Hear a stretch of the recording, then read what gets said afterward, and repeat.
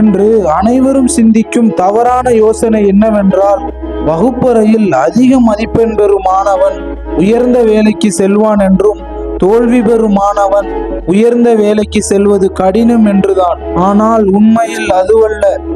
பள்ளியின் மதிப்பெண்ணும் கல்லூரியின் மதிப்பெண்ணும் தன் எதிர்கால வாழ்க்கையை நிர்ணயிக்காது.